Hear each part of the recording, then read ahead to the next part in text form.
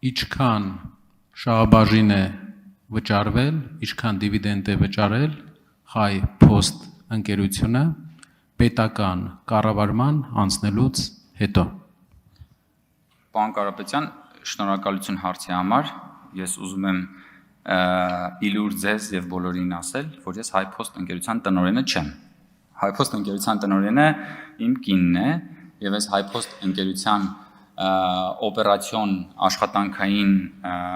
հարցերին չեմ խառնվում։ Հայ Post ընկերության վճարած դիվիդենդների, Հայ Post ընկերության գործունեության վերաբերյալ դուք կարող եք ձեր հարցերը ուղղել Հայ Post ընկերությանը համապատասխան սահմանված կարգով, դուք կարող եք նաև շուտով լինելու են կառավարության հետ հարց ու պատասխաններ, դուք կարող եք կառավարությանը դիմել, Հայ Post ընկերությունը գտնվում է բարձր տեխնոլոգիական արդյունաբերության նախարարության ներքո, դուք կարող եք նաև իրենցից այդ ճշտումները անել։ Ես իրավասու չեմ եւ այս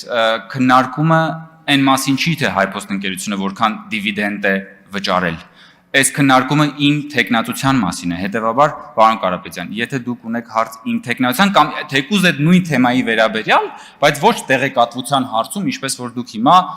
հարցնում եք, բնականաբար հարցրեք Հայ Post ընկերությանը եւ նրանք այդ մասին ձեզ պատշաճ տեղեկություն կհաղորդեն, բայց ես էլ օգտվելով առիթից, քանի որ դուք պետք է արձագանքեք, շատ է խոսվել այն մասին, որ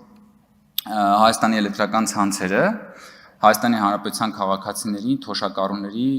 վրա հավելագրումներ է արել։ Հավելագրումներ է արել մանկապարտեզների վրա, դպրոցների վրա, նույնիսկ հրապարակումներ են եղել, որ զորամասերի վրա հավելագրումներ արել։ Օգտվելով ձեր արձագանքի հնարավորությունից, պարոն Կարապետյան, խնդրում եմ, ասեք, ունեք արդյոք դուք տեղեկատվություն, թե որքան հավելագրումներ է արել Հայաստանը փրկելու առաքելությամբ եկած ուժեղ Հայաստանը, դուք, ձեր ընտանիքը, ձեր հորեղբայրը, Հայաստանի էլեկտրական ցանցերը որքան հավելագրումներ արել մեր թոշակառուների, մեր տատիկ պապիկների վրա, զորամասերի վրա, ինչպես որ նշվել են տարբեր հրապարակումներում, դպրոցների եւ մանկապարտեզների վրա, այսա իսկապես քաղաքական նշանակություն ունեցող հետաքրքիր հարց է, որը հաստատ հուզում է մեր հայրենակիցներին եւ ես վստահ եմ, որ դուք ունեք այդ տեղեկատվությունը, որովհետեւ ի տարբերություն ինձ, ով Հայ Post-ի տնօրեն չի, դուք, պարոն Կարապետյան, եղել եք Հայաստանի էլեկտրական ցանցերի Ինչն եք եղել։ Խորհրդի նախագահ, պատկերացնում եք։ Մի ամբողջ խորհրդի նախագահն եք եղել դուք, պարոն Կարապետյան։ Խնդրում եմ, ինչպես։ Պարոն Ղազանյան, դուք էլ տնօրենն եք եղել, տեսեք։ Բինգո։ Երկուսով էլ էստեղ։ Դուք էլ տնօրենն եք եղել։ Արձագանք։ Պարոն Կոնջորյան, պետական կառավարում ստանձնելուց հետո Հայ Post-ը Հայաստանի Հանրապետությանը վճարել է 0 դրամ դիվիդենդ։ Ավելացրել է բազմաթիվ կետերով սակագները, վճարել է 0 դրամ, նրանից հետո, երբ կառավարումը վերցվել է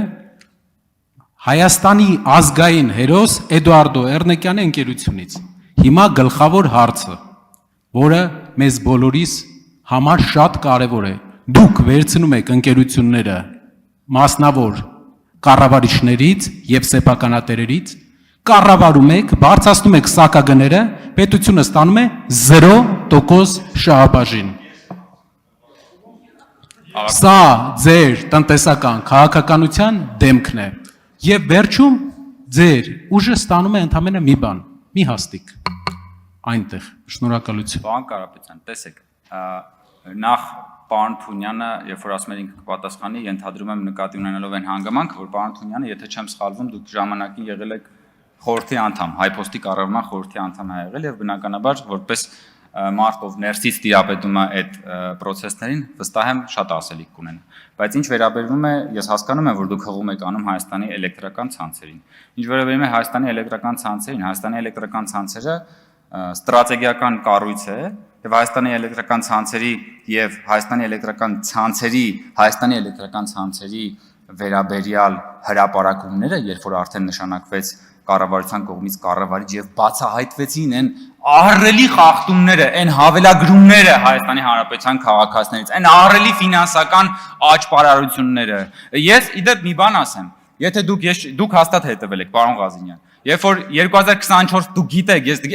հասկացա, որ բանով էիք նայում, քաղաքացիական պայմանագիր խմբակցությունը Այս ներողություն 30 վայրկյան, էլի քաղաքացիական պայմանագիր խմբակցությունը 2024 թվականին կազմակերպեց